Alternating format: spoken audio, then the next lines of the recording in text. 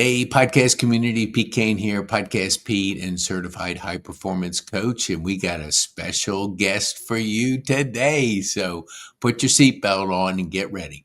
All right, Buck, I know you a little bit, but our audience does not. Tell our audience who you are, what you do, and who you serve, and then we'll get into our podcast. Okay, Pete. So my name's Buck Buchanan. I was born and raised in Chattanooga, Tennessee. I went to the University of Tennessee at Chattanooga, and I got a degree in business. And when I got my degree, I got out and I said, what am I going to do now? So I ended up moving to Atlanta. And from there, I started a career that spanned over 40 years in corporate America. Mm-hmm. I spent most of my time in Marietta, but I had a 10-year stint in California, moved out there for 10 years and ran one of our business units. And I told him when I went out there, I said, look, I'm a Southern boy. I'm going to come back to the South. I'm only going to stay 7 years. Well, it ended up being 10, but anyway, I did get to come back. Mm-hmm. So after I retired from getting a regular paycheck, I did what everybody does is I became a consultant. So, I'm a business consultant. And so that took me into my next thing. And I was given a presentation in Las Vegas to a bunch of sales guys. And I was talking about sales and sales management. And I got up and gave this talk, and I got through and I sat down, and this lady comes up next to me and she says, you can make a living doing that. I said, what are you talking about? Well, you can talk to people, you connect with them, you got the sense of humor, you got all that sort of stuff going for you, but you got to write a book. And I says, I got to write a book. Why do I need to write a book? She says, well, because if you have a book, you have credibility. Mm-hmm. Oh, I see. So I talked to her a little bit later the next day, and then she says, I told her, I says, I would write that book one of these days. But what I didn't say is that at my 40th high school reunion, we're sitting around with people, and mm-hmm. we're talking about reminiscing about the good old days in high school. And we talked about, gee, somebody ought to write a book. And I said, well, I'll write the book. Of course, there was a little alcohol involved in that. And so I had no intention of doing it. But when this lady brought up the point in Las Vegas that I should write a book, I did tell her, I says, I'll write that book about sales and sales management. This is the second book I'm going to write. And the first book's going to be about what we did in high school in the 1970s. So I did that. So I became a writer after that. Anyway. Let me ask you, go back into writing books. There's a stat, like 85% want to write a book, but they never write it. They go to their grave with a book in them. So it's discipline and it's focus. How did that first book come about? I mean, because it's a different skill set. Right. Tell our viewers that. And really the deal is, if you were lining me up and all my seniors classmates, I'm the least likely guy to ever write a book. I was not an English major. I was not an English scholar, and I could spell cat, but I wasn't sure if I could spell two cats. So anyway, what I did, I decided this is something I want to do. Mm-hmm. And I talked to a friend of mine who had written a book, and I said, well, how'd you do it? He says, you got to write something every day, because what happens to most people is they write a page, they write a paragraph, they write a half a book, and they put it down and they never get back to it. But if you write something every day, it may be a sentence, it could be a paragraph, it could be 6 chapters. If you write something every day, then you have the discipline to stay with it until the project gets done.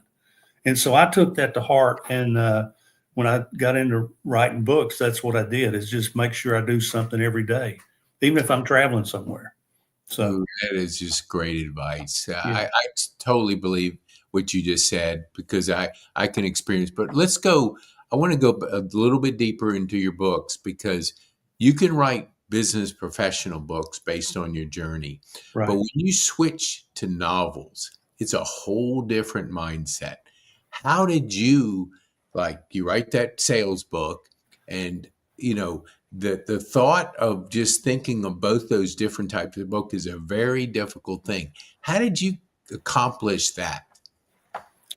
Well, I have a good editor, number one. I've got a guy that has edited all my books, and he worked out of New York for years, and now he lives out west. And he's been a real help because he's my coach, he's my teacher, he's my editor. And the difference is when you're writing a business book or you're writing a book about, let's say, a nonfiction book. Okay, you write nonfiction, you're telling a story, and you can do that by researching, and you get information, and you just create the story.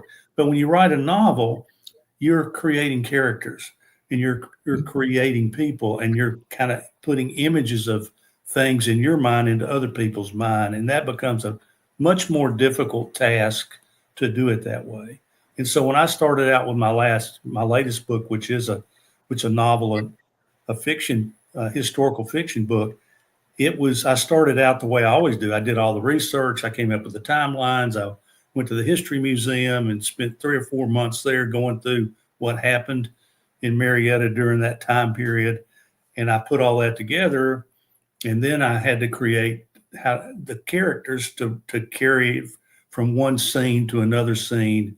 Then you have to build their personalities and get people where they want to read about that person. You've established a character, and people say, well, I got to find out what happens next. And that's kind of the way it worked. And so it was a completely different mindset from the other 4 books that I'd written.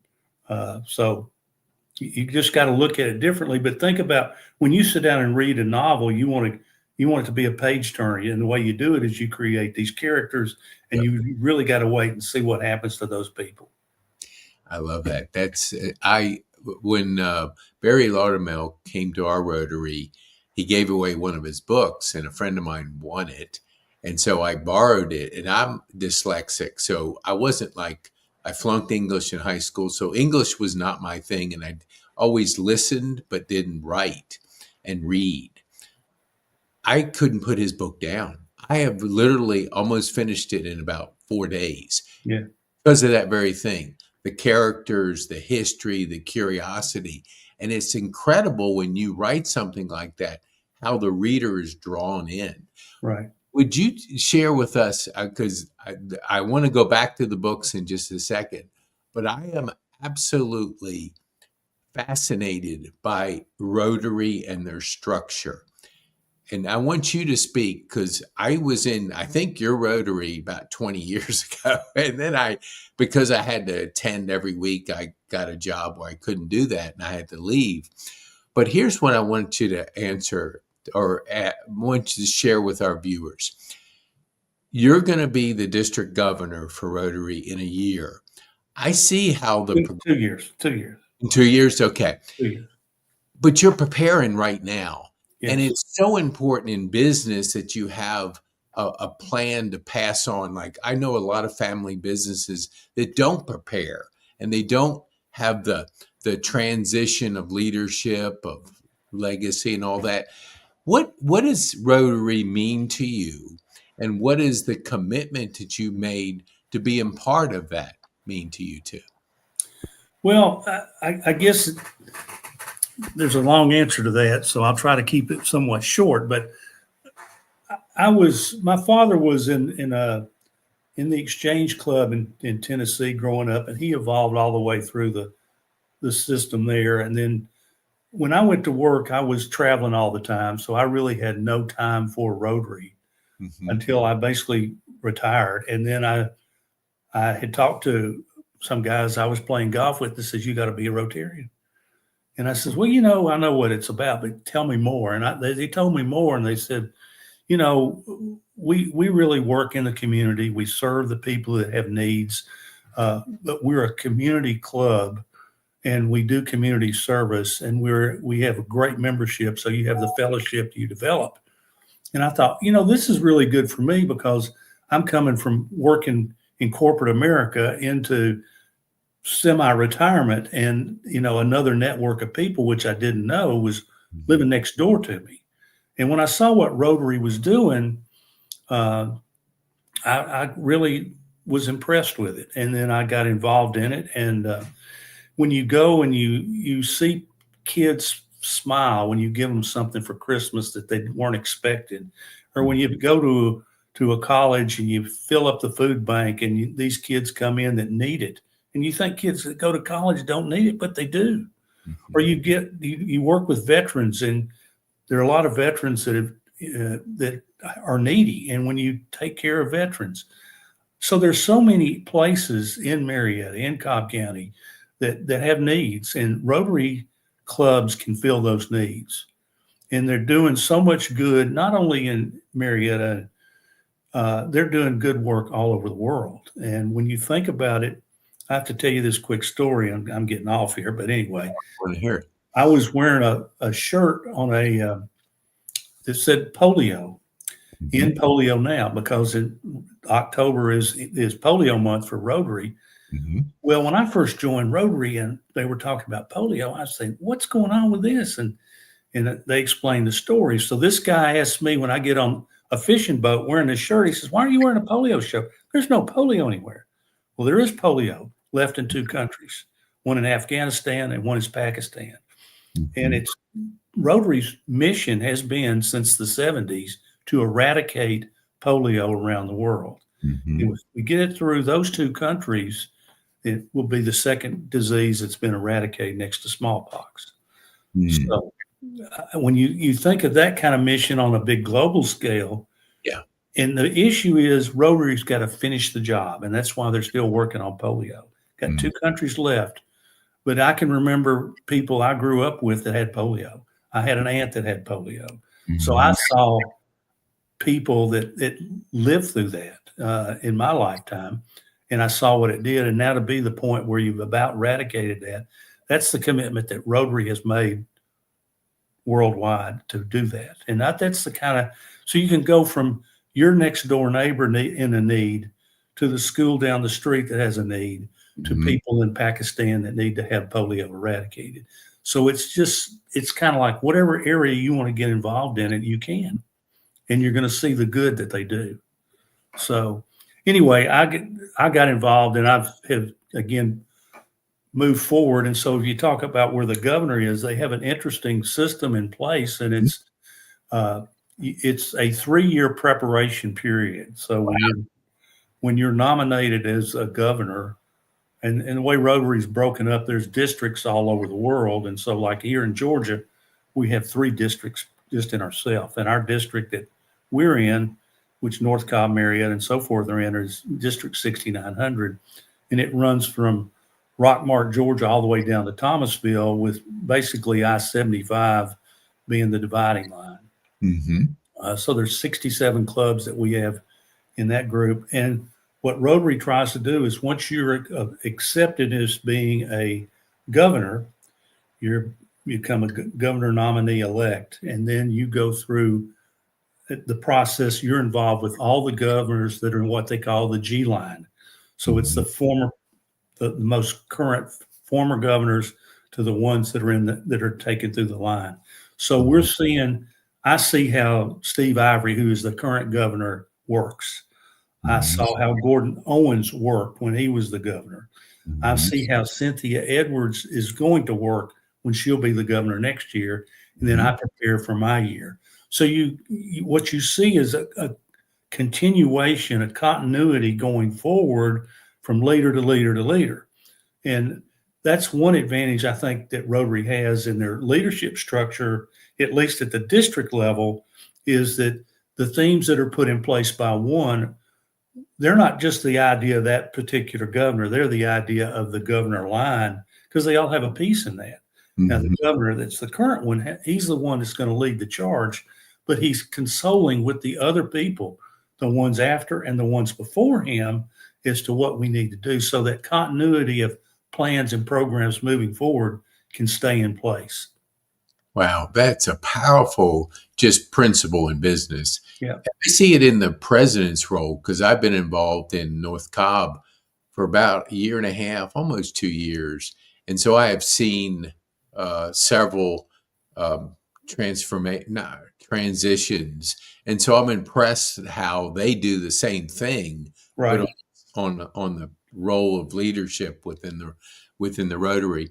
What would you say, because I introduce people to Rotary, and they say the same thing. What is that? Because people are retired my age, and I go up to Richmond, and I've been to two clubs up there. One, there's a District Governor's Club, just like North Cobb. I mean, it's just exciting, diverse. I mean, it just had just the energy that was coming from it. I went to another one, I won't mention it, and it was kind of like a throwback to Rotary, which I think 20 years ago. Yeah. So you're talking to a younger person. I want you to talk to a younger buck. And what do you say to that younger person, 25, about what could they benefit by being involved in Rotary at a younger age, not waiting till you're retired? Well, I think the first thing is I think young people have to have the capability to do it, and the capacity. And you got to be realistic with yourself. If you got 16 kids and you're working two jobs, you may not be able to do it. So there's some limitations that you have to look at. But what you gain is you gain a perspective of how to work with people, how to deal with people in different aspects of their life, different aspects of their careers, different careers. And then you get to see what these people are involved with and how they react. And so it's a case where the good thing about Rotary is, and you see it in your club, and I see in a lot of other clubs that I visit, is every Rotary club has their own way of doing it. Mm-hmm. Rotary International gives you the guidelines. They give you the rails, and you kind of stay within the rails. But it's really up to you as an individual club to create how you want that club to be. Mm-hmm. And you do it with your members. So if you have an inviting club that welcomes people, and let's talk about the young folks, the younger people coming in, how can they benefit? Well, there could be mentoring coming in because there's people there that have experience. It could give them an opportunity. Maybe they have a passion for something. You can give them the opportunity to be the lead in whatever that passion is, and then they can work with other people in the club to work on their leadership skills, their networking skills, etc. So I think Rotary has a place for everybody. I think Rotary has a place for anybody that wants to do something, and you kind of can create your own way. So that's the beauty of it, is you can come in and do it. So if you got a school down the street and there's a need for an after school program, maybe that's something Rotary can do. And maybe that comes from a young fella that's his wife's a teacher there, and they need help to clean up the yard or plant a garden or rebuild a playground. All those kind of things can be done. So I think there's something for everybody in that. If there's a mission that they want to be involved in, maybe as a kid they went to the Caribbean and did mission. There's still those mission programs. Maybe it would be to put in a water treatment system somewhere in Central America. Mm-hmm. Those are opportunities too. So there's just so many ways to get involved and do it. So young folks, don't be afraid. There may be old folks like me around, but there's a lot of people and there's a lot of energy. But it's a place where you can meet people, you can connect with people, you can network with people, and you can learn from people. Ooh, that's so good. I have a friend who he just won Rotarian of the Year, the rookie. And Yep. I knew him before he came in, and we had gone to a church together. And so when he was on the podcast, and so I was asking him about, why did he decide he wanted to join Rotary? And he wanted to give back more to the community, but he said, I didn't know what I was getting into, but after I started serving and being a part, it's kind of like Rotary guided me, and it just changed the way he thought about the community and about serving. Do you see that in your travels? Like, people come in, like, I want to be involved, and then Rotary gets inside of them. It kind of becomes their DNA. Could you share with our viewers anything in that area? Yeah, I mean, there's no doubt about it. When you get involved in Rotary, you're with people of like minds, and those like minds they want fellowship, and they want to be involved in their community. They want to give back. They want to be involved. They want to do some good. And I think that's the commonality of it. And Rotary gives you the platform to do that. So, again, you can kind of do what you want to. If you have a passion, a certain passion, you can get in a club and that tell that club what it's about, and 9 times out of 10, that club's going to say, "Gee, that's a great idea. Would you help get that started, or will you help get a group of people to get that started? And let's do that." Mm-hmm. They want to be involved in something that they feel like, man, I helped do that. Mm-hmm. I helped change somebody's life. I helped do something of service that there was a need in the community. And you can do that through Rotary, and you can do it at all ages. You don't have to be, a retired veteran, or you don't have to be 50 years old. You can do it at 25. You can do it at 30, and fit that particular need. Again, Rotary has that flexibility. Get involved, learn, and help people wherever you are. I love that. I recently went to my 50th high school reunion, and it's up in Richmond, Virginia. And so all my friends are retiring. They said, "Pete, when are you retiring?" I said, "Never." I said, "Why would I retire and sit on the porch and do nothing or play golf?" I love playing golf, but how many times can you play golf after you retire? Yeah. Jeff Alley, who's in our club, he was telling me when he retired, he was invited by a neighbor. He came and he talked about a book he wrote, which was Repack Your Bag. When you retired, what was that transition like? Did you immediately find your zone of what you wanted to do after retirement, or did it take you a little bit of time to work through that? Well, I didn't have a real transition problem, because I was a guy that is a young kid in college and this, that, and the other. I was always creating something else on the side. So, I was either working, or I was putting a group of folks together, or I was playing golf, or I was playing softball, or I was traveling, or I was chasing my kids around. I always had something going on. But one thing that I noticed early on is, and this stuck with me, when my first job out of college was working for Greyhound, the bus company. Mm-hmm. Okay.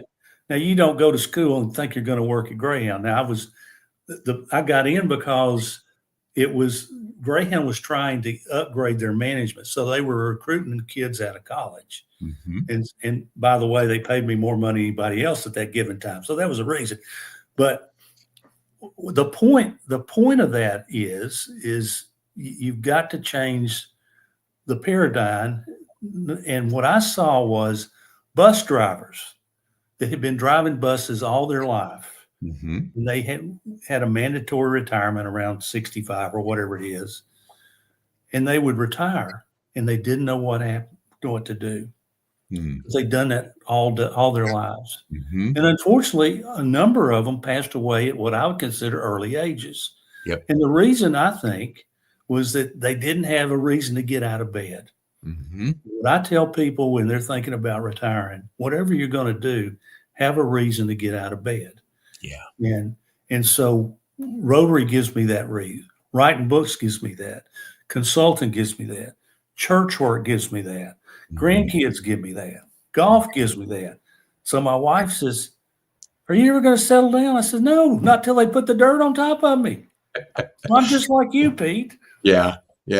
It is. There's in my coaching, we say the 4 human drivers: aliveness, and there's something to that. But connection is a big part, because what you just said is, we retire, we lose our connections, and when we lose our connections, we do start to slide. And third one is meaningful pursuit.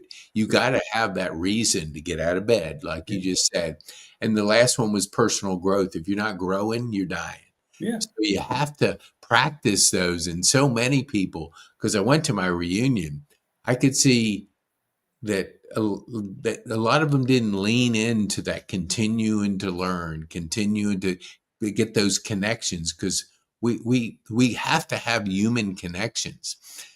So what would you say, like, I'm curious when you like morning routines, like, do you have, like, you said you write every day. Do you have like a morning routine that you have fallen into in the last few years that you could share with our viewers? Well, I do. Of course, number one, my days are always different. So like Monday mornings at 8 o'clock, I've got a Rotary call every Monday morning. Mhm, So we have a Zoom call. Then I have a mhm. meeting at church at 10 o'clock. And then I have our Rotary Club at noon.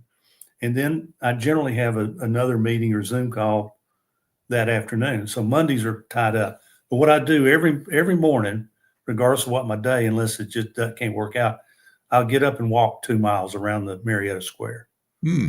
So, and I'll listen to a podcast. I'll listen to some of your stuff and others, but I Okay, I walk. didn't have you fall. No, yeah.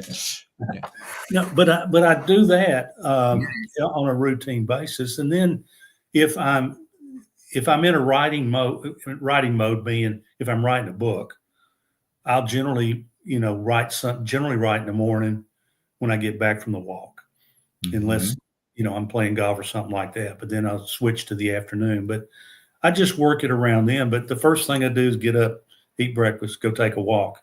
And that gets my mind right and gets my head clear and let me think of what I'm going to do during the day. And then the day kind of falls into place there. So, uh, that's kind of what my system is.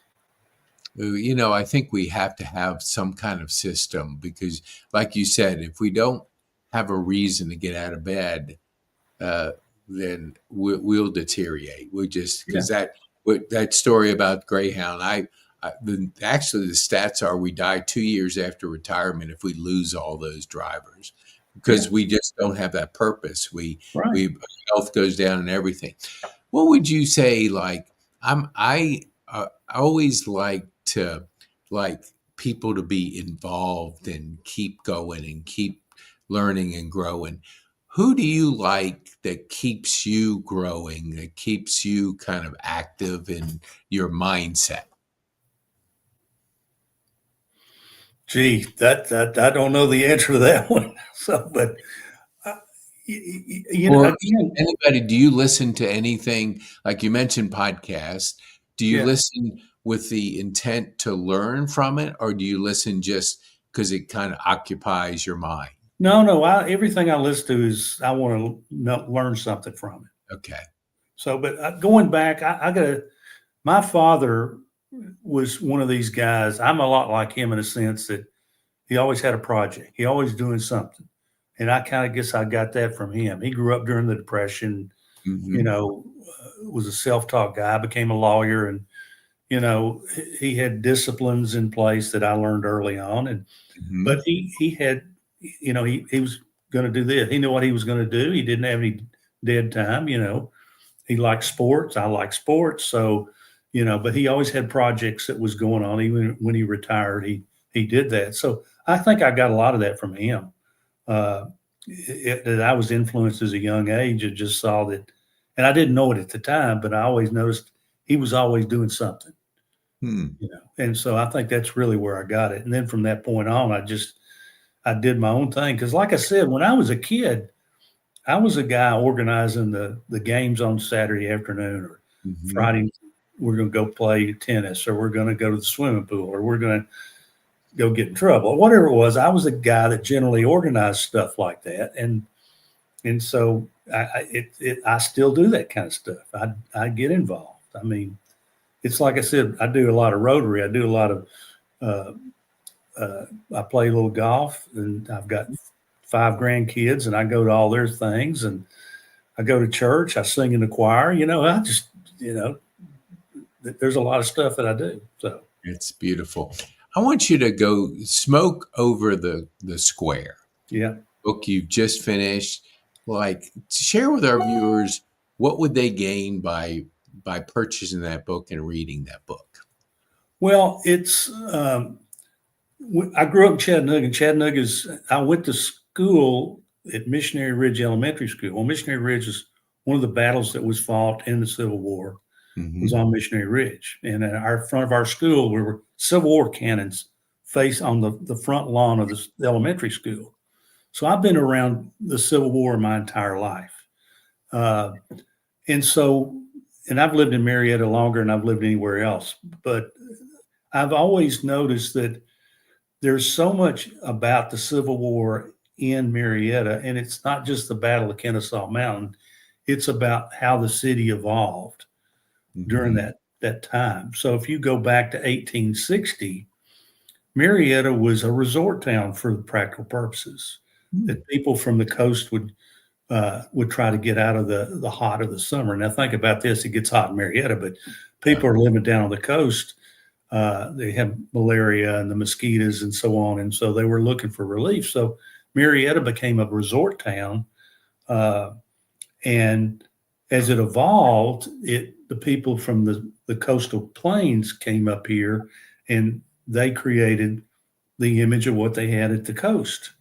So a lot of the social graces, a lot of the architecture, a lot of the houses that were built in mind of where they come from and on the coast.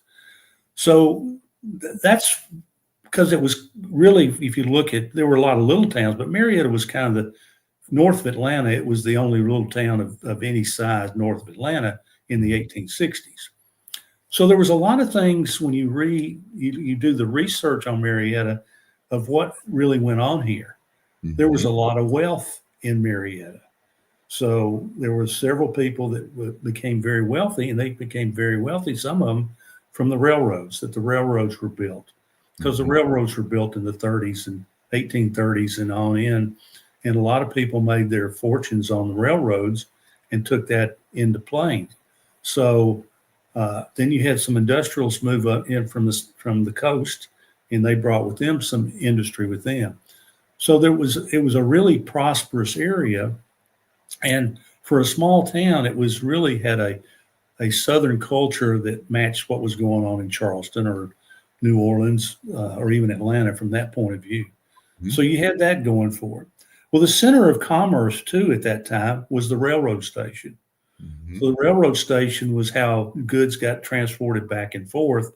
And Marietta had a decent-sized station. Atlanta was obviously the big hub, but Marietta was the next big stop on the way to Tennessee. So you had a lot of things that went back and forth. Then you had prominent people that actually moved here. You had the railroads that were here and well established and became a very big trade area. And then you had the Georgia Military Institute, which is where the conference center is today. And that was built in the image of West Point. And so a lot of people don't realize that, but from the 1850s till the 1864, that was producing kids for military service. But it was more of a school than it was a requirement to go. You would have that option. So you had that going. When the Civil War started, there was a training camp at Big Shanty, which is Kennesaw, called Camp McDonald. And that's where they trained a lot of the Confederate soldiers when the war took place. So that obviously had a lot influenced on Marietta at that time. And there were just a lot of events that took place in Marietta that people I don't think realize. I mean, they know about the Battle of Kennesaw Mountain, but they don't know all this other stuff that took place. The book is about taking the events that took place, and then I created a character to go from the event to event. And I created a family, the Alexander family. They moved down from Tennessee. I wonder where that came from, right? So they moved from Tennessee because Thomas Alexander was a lifelong train guy. He moved down here in the late in 1856, and he became the station manager at the depot. And the station manager in those days was a prominent man in the community, so he knew all the people because he was responsible for commerce going back and forth. And so he came in. He brought his family with him. He had two boys and a daughter, and they had a little house off Decatur Street, which is now Atlanta Road. But anyway, he was brought in, and then his sons went to Georgia Military Academy, and then Thomas, the father, and his youngest son loved working at the train station. And he loved working at the train station. He did that all since he was a little kid. And unfortunately, the father ran into some health issues, and the son had to take over the train station. And then you have from there, again, all the stuff that took place. You had when the war started, you had the Great Locomotive Chase, which actually took place at Big Shanty, but the Andrews Raiders all stayed in the Fletcher House, which is today the Kennesaw Inn, which is where the History Museum is. But they stayed there the night and got on the train there, and then they took the train over when they got to Big Shanty, or Kennesaw as we know it today. And so about that, there was also cases where during the war you had marauders coming in. A big part of what happened in Marietta were the refugees that came out of Tennessee and other places that came in the city. So you had a huge influx of people that came in. And how did that affect the lives of people here?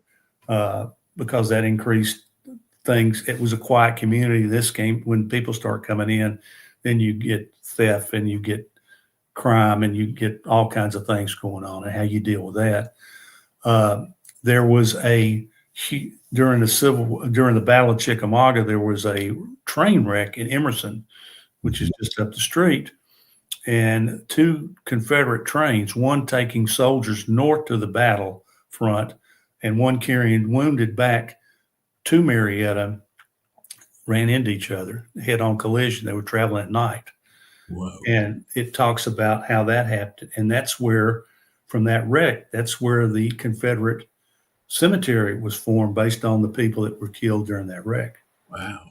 So there was stuff like that that was going on, and that you had spies that were working here. That there is a prominent Marietta citizen who was considered to be a spy, and he was actually put in a southern prison, and he did survive though. But that's a big part of the story of how that, because he was a known Federalist, and that's what you had. You had some people that were 100% Confederates or secessionists, and then you had the Federalists that were still here. And so, how did that all work out? So there's some of that. And probably one of the biggest impacts that impact Marietta were the hospitals, because that when the hospitals came in, so once the North got to Chattanooga, then the hospitals had been in Chattanooga. They were moved to Marietta for all practical purposes, and they had to find places to put the people in the hospital, and how that affected the town and how that affected the people that worked here. Many of the ladies that they went to work in the hospitals, and they witnessed, the life of wounded soldiers and dying soldiers and the horrors of war firsthand, and that had a big impact to the people here too. So, and then you had the Battle of Kennesaw Mountain, and then the Northern troops occupied Marietta after that, and then what happened to the people between the time they were occupied till the end of the war. And that's what the book's about. It kind of takes you through the whole thing from the eyes of the Alexander family, of how it impacted them and how they interplayed with people in town. So it's got a few fictional people in it, but it's got a lot of people that were real live people, and all the events are all based on real live events that took place in Marietta and around Marietta.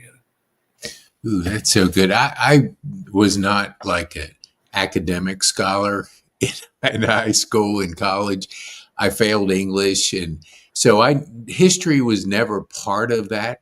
But I have kind of reignited my interest. I'm finishing up Barry Laudermilk's book, And Then They Pray, and it's a lot of history and how prayer was such an important part of back then.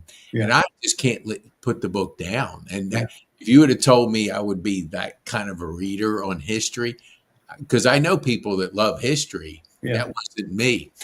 What I want you to share, because right after, at the top of the hour, I have the director for let me think, our military care, and we have an expo coming up. But the reason I give that, because your first book, Where's Rick, I think, was about a little bit of a little bit about veterans. Could you share, before we wind down, a little bit about that book to our audience? Yeah, Where's Rick is about a young man who joined the Army in 1971. Wanted to go to Vietnam. He volunteered to go to Vietnam, and this was when Vietnam was winding down. Mm-hmm. And he was a guy that I knew. I went to school with him, and he went to Vietnam. He became a door gunner on a helicopter. He volunteered for that, which was one of the highest casualty rates of anything in Vietnam. Mm-hmm. And really what's interesting is when he went, it was at a time where the American soldier was looked down on by most of the people in the country. Their commanding officers, as they were coming back on leave from Vietnam, were told to wear civilian clothes, not their uniforms, off base because of the way they were treated. Mm-hmm. And you'll still see sympathy today from some people that, you know, how those vets were treated, and we try to erase history in a sense. Mm-hmm. But the image of the American soldier, an American fighting person that went over there was just something we'd never seen before. And Vietnam was a war that, unlike most of the other wars, because it was fought on television. It was the first one fought on television, and it was really controlled more by the politicians than by the generals. And so American generals, when they went to West Point, are taught to go forward, to advance. And the American generals were ordered to hold back and not to advance. Mm-hmm. And so their minds didn't know how to react to that. Mm-hmm. So how do you lead it? Anyway, so there's a lot about what the mindset was of the country towards the Vietnam War. And then Rick himself, he comes back. He gets wounded. He survives his wounds. Mm-hmm. He comes back. And 10 months after he comes back from Vietnam, he goes missing. And here's a part of it. Again, I've known Rick since the 7th grade. Mm-hmm. We went to school together. His father died when he was young, and my dad kind of took him under his wing and taught him how to shoot guns and taught him how to hunt, and he'd go with us and we'd do that sort of stuff. And anyway, he went to Vietnam, and so when he came back from Vietnam, I ran into him at school. He got back in school, and I said, well, let's go out and have something to eat. And so we did. I took my girlfriend, who is now my wife. She'd known him too. And he described his time in Vietnam. And she got to the point, says, I can't be around the guy. He's something wrong with him. He was a completely changed guy. Mm-hmm. Anyway, I got to the point where I stayed in touch with him, but I didn't socialize with him anymore because he was doing things that I didn't want to be part of. Mm-hmm. And again, that led to part of the reason he went missing. And the reason he went missing is he got involved in drugs in Vietnam, and he brought that with him and carried it forward. And then part of what happened to him was related to drugs. And anyway, it became a major trial in Chattanooga, and that's what it's about. The guys that he was involved with and what happened to him. So that's what Where's Rick about. But the underlying current is it was a time in Vietnam. Mm-hmm. That how the American soldiers were treated. So the book is really about if you think of how American troops were treated and how they had to deal with it when they came back. Yeah. And it's like I think that one of the last lines I put in the book was, you go to the Vietnam Memorial up in Washington, and it's got all the people that died in combat. Rick Spencer's name ought to be on that wall because he died as a result of that combat. Yeah. Oh, that's good. No, hey, thanks for sharing that, because some of these topics and books have to be written for people to understand better that time. Because I was in between conflicts. I went to a military high school. A lot of people went on to the military through VMI, which was Virginia Military Institute. So, but the closeness that we have just to this day with my high school, because we went through that era. We didn't go on to Vietnam because it was over, and so we were in the middle. But you were sensitive to what you just described to our viewers. Yeah. I'm going to put up on the screen, how can people get a hold of you? And I'd like you to let our viewers know, and then we'll have one more question for you. Okay. So just tell our viewers, how can they get access to your books, and if they want to contact you regards to anything going on in Marietta or Rotary, a phone number that they could get a hold of you. Well, and there it's on the screen. So booksbybuck.com is where my website is for my books. Mm-hmm. And Smoke Over at the Square will be on there in another week. So it'll be available then. And then there's my phone number. He wants to give me a call. And if you want to send me an email, you can send it to booksbybuck@gmail.com. So anyway, so I'm around. And one thing about book writing, I always tell people this: everybody's got a story to tell, mm-hmm. and you need to tell those stories because it goes down to your grandkids and so forth, or their kids. My 10-year-old grandson asked me the other day, were any of our people coming over, and did they go through Ellis Island? Because he's studying that in school. Yeah. And then he wanted to know if they were in the Revolutionary War. Wow. Well, I mean, so because they're studying this kind of stuff, and they said, I wonder if any of our folks did that. But everybody's got stories to tell, whether it's about their parents, whether it's about something they lived through. And I encourage people to really, if you got something on your mind, write it down and write a book in. And if you care, call me. I actually give talks on writing books, and I can tell you how to do it, or at least my experience. So I'm not one of these guys from like John Grisham that gets paid a lot of money for writing books. I just do it for kicks and giggles. But I think it's important to do it, and it's gotten so much easier to write books than it used to be. So I can help you. I can guide you through that if you're interested in it. Well, I appreciate that invitation because, I lived in a senior facility. It was and the average age was 80. So I got a chance to interact with people that were at, and there was 90, 92, 94. So there was older people. And if I heard it once, I've heard it many, many times that they wanted to write a book, but they hadn't done it. Yeah. And, it just it can be hard the first one you do, because anything you do, when you played your first round of golf, you probably were not ready for the PGA Tour. So, I'm still not ready.